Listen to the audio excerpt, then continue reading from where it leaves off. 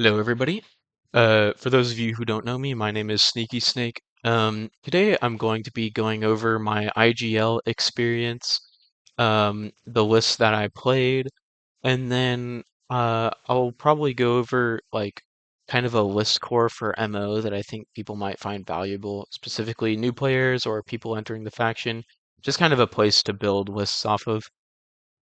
And then finally, I'll just go over my thoughts on the army and how I'm feeling after playing them. Um, I have played IGL just finished, and then I played in a local tournament, and I've also played like a lot of casual games with them. So I've gotten quite a lot of experience. So yeah, without further ado, let's get into it.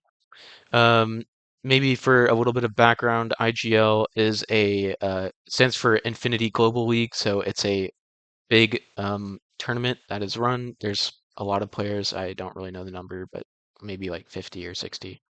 Um, and for this particular um, tournament, we had 6 rounds.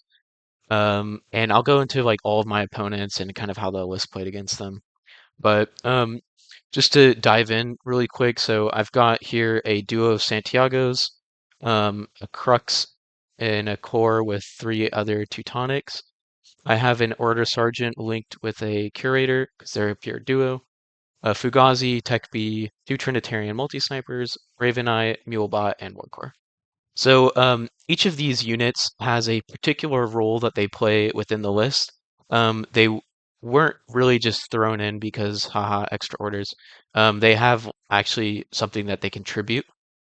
Um, so just as an overview, I had originally built this list because I thought to myself, it would be so funny if I just put in as much Swick as possible into a list. And so by that logic, this list technically has 9 Swick in it because the Santiago Lieutenant costs 0 Swick and he is a Spitfire. And then also the Crux Knight is a multi-marksman rifle with +1 special dice, which is essentially functions the same way as like an AP Spitfire. So it's like, yeah, you're basically getting like 9 Swick out of this list, which is pretty awesome. Um, and then as I played the list, I kind of got a bigger feel of like, okay, how does this list play? And it's a very, very defensive list. So I used to be a really big Varuna player in N4. They were my main faction. And something I really loved about them was how cagey their playstyle was. Like you basically put all of your units down. You might maybe stand up like a Kamau sniper or something, and then you would just use like um, you would use like reactions horizontally, so like they're watching the sides of your DZ to create some trouble for your opponent. And then you would also layer that with a bunch of Helots, um, who would be like either watching larger fire lanes or they'd just be creating a general like hassle for your opponent. Um, and so, yeah, for that reason, I really love this list because it plays very similarly. So, a lot of units like the Santiago Spitfire, the Crux, literally any of the Teutonics, the Order Sergeant, the Fugazi, the Warcore, and then the 2 Trinitarians, all of those units can stand up on reaction and kind of be watching like short fire lanes. Um, and really, like the icing on the cake is the 2 Trinitarian snipers, because what it allows you to do is it allows you to deploy very far back in your deployment zone and have all of these units standing up, like watching these particular angles. And then specifically, what I would do is I'll put my Trinitarian snipers behind all of those units, so at the very far back of my deployment zone and be putting them in a place to where if my opponent wants to fight one of these guns, they're going to also have to fight the Trinitarian at the same time. And so it's kind of like it's like a little bit of a bait where you are like, okay, haha, come at me. And these people will come up to take these fights that they would normally be pretty good odds at taking. And then suddenly Trinitarians like pops out and they're having to take DA shots to the face. So for that reason, I really do like this list. Particularly, there are some standout units that I have gotten a lot of use out of. So the Santiagos are such a beautiful unit. They were good in N4. They weren't quite as good because they were a lot more expensive, but they got a really big price decrease, and now they just have such a wide variety of skills. Their stat block is very good. Overall, a really fantastic unit.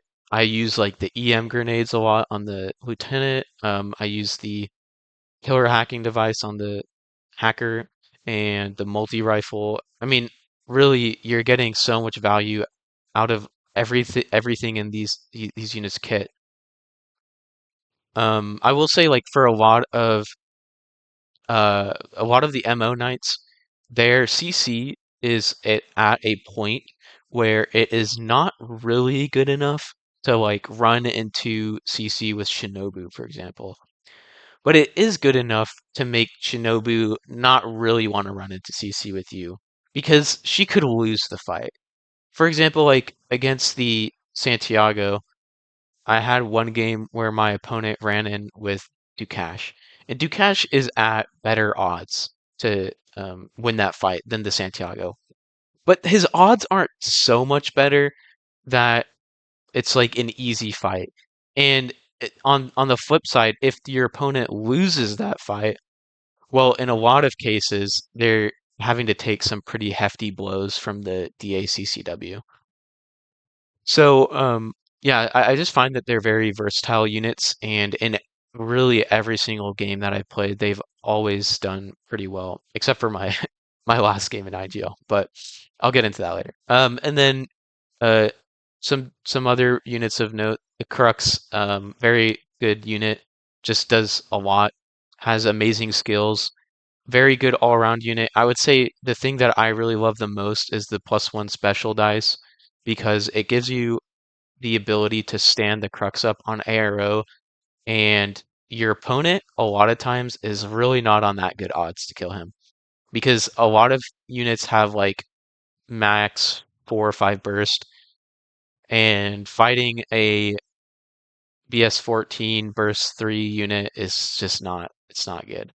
Um, it's not like really a fight you want to be taking. So, and also on top of that, he's really tanky. So he's not like really gonna be going anywhere either. So, for that reason, I really, really love the Crux. And then the final unit I kind of just wanted to say a quick word about was the Teutonic Spitfire with the NCO. A lot of games, what I will do with this unit is at the beginning, I'll break him out with his Impetuous Order and use the NCO order to run up the board. The problem, obviously, is that he has the impetuous skill. So he's getting limited cover, which means that your gunfighting ability is not really that great. I mean, it's certainly good enough. I mean, Spitfire Burst 4 with BS13, it's nothing to scoff at. But you're not really going to be killing people all the time with this guy. Really, the Spitfire allows him to run into CC with units because it means that you can be shooting people burst 4 over and over and over again, running up the board, taking those fights, maybe killing them, maybe not. Doesn't matter because you just want to get into CC. You want to get into the deployment zone. You want to be smacking like Fusiliers with your DACCW weapon. And for that reason, I really do enjoy taking the Teutonic Spitfire specifically. So how did this list fare in IGL? Well, originally I had planned on taking a second list. I mean, I did take it, but I submitted the list, and it was more based around the N4 MO philosophy of you take a Tick Blong, you take Gart, you take 3 Trinitarians and a core of like light infantry and a lot of support units, and I've really found that that's just not the ideal way to play MO. Some of those units, specifically the Tick Belong and Dart, got a little bit of a nerf from the transition. And on top of that, MO is just such a flexible army now, like way more flexible than it used to be. It used to be kind of mono build and N4. Not that you couldn't take other units, but they just weren't like quote unquote optimal. But in this edition specifically, I feel like every single unit almost has a role to play. There are certain units that got really heavily nerfed, but overall, I really do love how flexible the army has become. So my first match was against a player playing Oban. He was a newer player, so it was really more of a learning opportunity, I might say. But I did get to see how the Knights specifically deal against JSA, and specifically the Trinitarians as well. They did excellent because, yeah, that's one thing JSA really lacks is like good gunfighting. They certainly do have like adequate gunfighters, but a lot of like long range options are kind of lacking from a majority of their armies. And so for that reason, my Trinitarians were really able to shine in that particular match. And also the other amazing thing was like, yeah, kind of going back to what I was saying, the Knights are not really amazing at CC, but they are good enough to where whenever people run into CC with them, you're not guaranteed to lose. Like you can win them. And a lot of times what would happen is my opponent might run into CC with the unit and he would win like one fight, but he'd lose the next. And then his his attack beats would just die because they have solid CC, like they have solid ammo on their CC weapons. So yeah, overall that match went really well for me. My second match was against Toha, and yeah, actually, was it against Toha? Yeah, it was Toha. So that match went really well as well. My opponent was very, very good. It kind of came down to a wire, but yeah, I got to really test. I think the thing that I really got to test in that match specifically was Teutonics breaking out of their links and running towards the DZ. Toha is a very interesting example of that because they have so much like random comms attacks that they can use, fair aware, that sort of stuff. And it does make it a lot harder to utilize the Teutonics into an army like that. And so it was kind of like a stress test for how far can I go against an army that really does kind of counter this type of playstyle.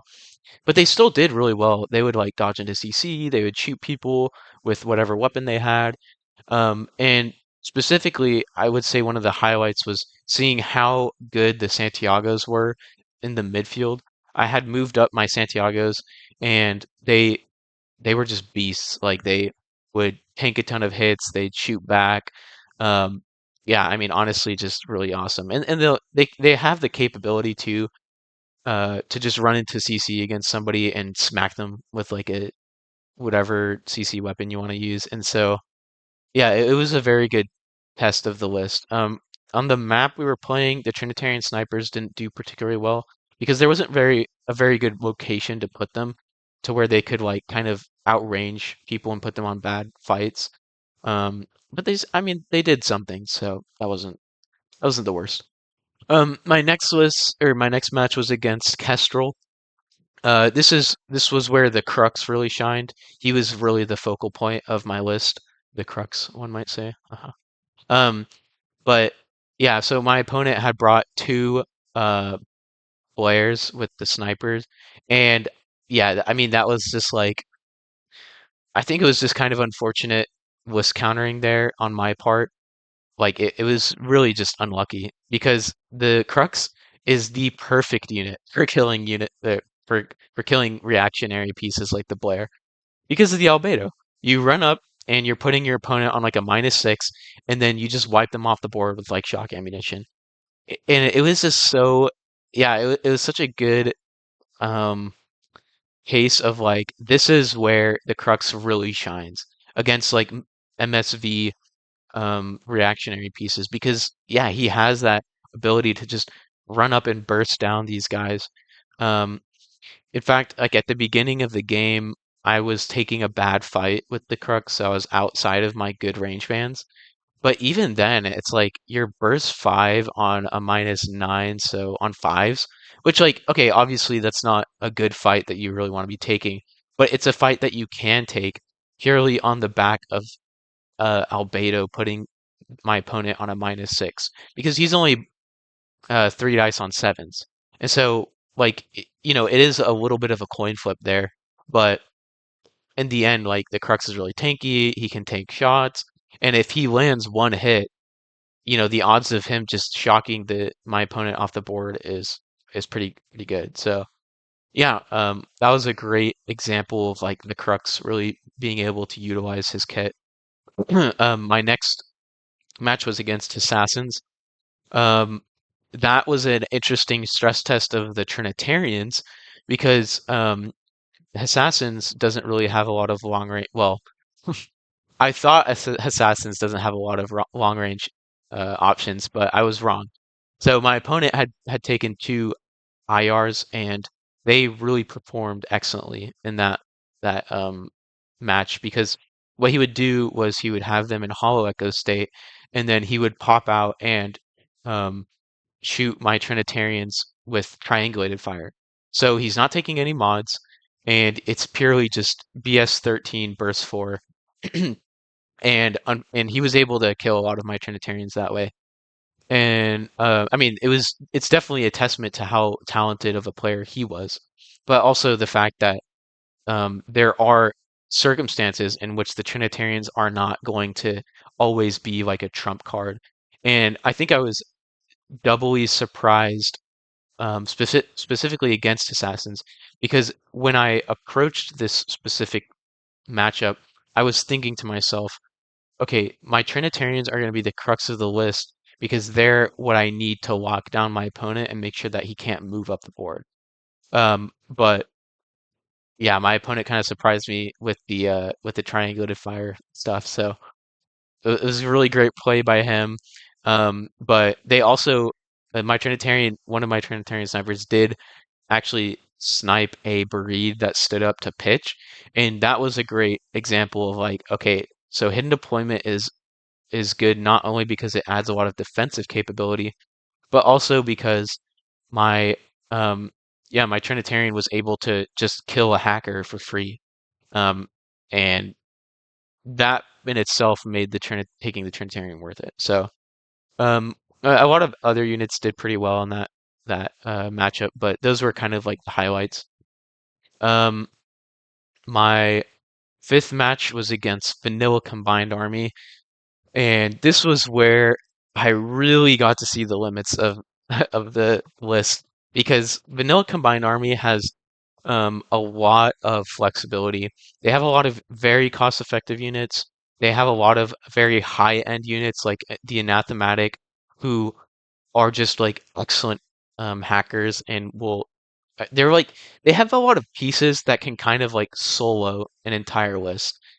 Um, but I got to see this was really where like the martial arts of the knights sh was able to like come through because my opponent dropped into cash and was kind of like running around trying to get rid of my knights, and he was having a hard time getting through not only their like wounds in their armor, but also just their CC capability.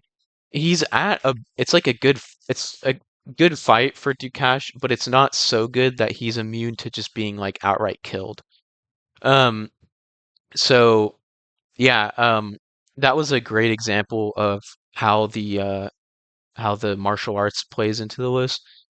I think that was probably one of my hardest matchups though, because my opponent had brought a Sphinx, which I definitely wasn't expecting. And the Sphinx was able to kind of just like run through my list. That is something I knew this list struggles with a lot, is dealing with mimetic active gunfighters specifically. And I would say the really big point is that Trinitarians are good, but they have limits. So like armored, I mean, so against a normal tag, um, they're fine because they're putting the tag on like a -12 sometimes. So you're really able to capitalize on like just yeah, your opponent just can't shoot you because they're on such terrible odds. But whenever you have something like a Sphinx, well, it can just jump around, it can get to good angles, It also has mimetism, so it's putting you on terrible odds. And yeah, in that regard, I really got to see the Trinitarian's limits. Um, yeah, and that was the first match that I lost. It was also uh, is it highly classified? I think is what that's called. Um, it was just yeah, no, it wasn't highly classified. Whatever, I forget it's the one with the classifieds. But the mission it wasn't really a limiting factor. I did get, I mean, me and my opponent both kind of got unlucky with our draws. Like we had rounds where we could do all three in like one order, and then we had other rounds where we couldn't do any of them. So in that regard, I got a little bit like we both got a little bit unlucky. But this list does do classifieds very well. The only thing I don't have is like a paramedic, which it got me thinking that maybe I should start taking like a doctor or a paramedic. And I have a separate list that I built that utilizes a doctor in it, and so that might become my new favorite list, but we'll see. But yeah, that was a really tough matchup, and um, yeah, I think that is kind of where this list struggles is against a list like a well, not a list, but an army specifically that can do everything. So whenever I'm having to face against somebody who can hack, who can shoot, who can CC, who can smoke, like they can do everything. Um, it's really easy for my opponent to just get around all of my defenses that way because they have a tool for everything. And so, yeah, I was able to see that a faction that can do everything is very good against this particular list. And I would probably even say against MO, but I haven't had enough time to test that theory yet. So, and then my final match was against Morats, and I think this one I probably played the worst in, and that was because I didn't play to the strengths of the list. So it was Panic Room, and I won the lieutenant role, which is the worst because now I have to make a decision. And I made the choice to choose deployment. And one thing about Panic Room is choosing a second turn is just so, so useful because you're always at advantage to take the armory. And I knew that. I knew that I should have done that, but I was kind of greeting and I wanted to like set up defense and kind of like be on the offensive. And I mean, I guess in that way, it was a very good learning opportunity because I got to see how this list does as a first turn, and it it really doesn't work that well. I don't think. Yeah, it's just it's really hard to attack into your opponent with a lot of these units, because they're really much better at like counter punching, like the Crux, the Teutonic NCO Spitfire, the Santiago Spitfire. It's all short range guns that are going to struggle going into an opponent, but if your opponent has already moved towards you, that's when you can really counterpunch. And I think I probably could have done a lot better in that specific matchup because yeah, if I'd played defensively, played cagey, played to the strengths of the list, I would have done a lot better. But I was kind of greeting, and that was my mistake. And I mean, not to mention the fact that my opponent was just very skilled and he did really well. And he really utilized the tools of Morats in a way that he was able to make it to where I was always having to make bad decisions. And that's really like the hallmark of a good player is a good player knows how to make you feel like you're always at a disadvantage no matter what you decide to do. And that's on active or reactive. Um, like on my active turns, I was always locked down. I'm like, I can't move this unit. There's no good way for me to get around this problem. It was just like bad decision after bad decision. And so yeah. Um, but overall, the tournament experience was really great. I really feel like I learned a lot. I learned the capabilities of this specific list. I learned just like how MO plays against a lot of factions in general. Um, and I guess just to wrap up this video, like How's MO feeling in N5? Well, I personally love them. I absolutely love them. I think they've just gotten so many like a lot of these units have gotten much better. They've gotten a lot more cost effective, and they've gotten new skills or whatever it is. Like there's just a lot that happened in the faction in N4 or in the transition from N4 to N5 that really brought out a lot of the flavor. I think beforehand, going heavy infantry heavy was pretty suboptimal, but now going heavy infantry heavy is like a very, very viable playstyle.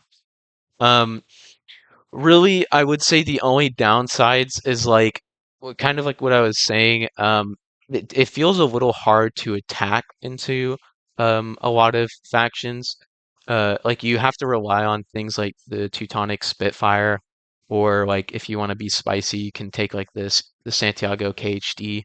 I mean, there are tools to do that, but it's just like it's not as easy to just take a unit because like in N4, right? Like you had Dart, you could do that with, and she still exists, but she's just not quite as good. She's not as mobile as she used to be because of the climbing plus change, and she doesn't have AP anymore or shock, and so yeah, she's a little bit worse than she used to be.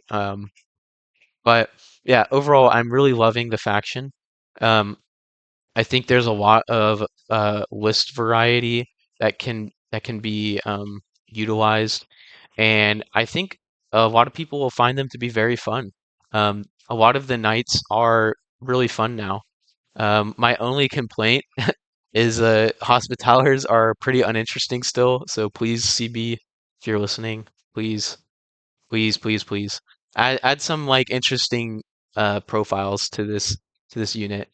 Um, or like the Knight of Justice is another great example of a unit that they have great stat blocks, but they just aren't like they're just not really like at a point where they feel interesting. Like I would love to see some sort of like utilization of the BTS 9 or yeah, I don't know, or maybe just like even cost decreases, even though like the Knight of Justice already got a cost decrease, but yeah, I don't know. I mean, it's just tough. Yeah, there are like a couple of units like this who, I mean, they're not untakeable. Like specifically, the Hospitaller has really good use cases with the Doctor, but or the HMG as well. But overall, the unit just feels a little boring. And it's really the same with the Knight of Justice. But like on the flip side, you have units like the Crux and the Santiagos who are super interesting. Like they have all these skills that you end up using in ways that you didn't really expect you would be using them. And yeah, I think uh, uh, having the really interesting units really helps to bring out the flavor of the faction. So that's really all that I wanted to say. I hope you all enjoy this video, and I'll catch you later.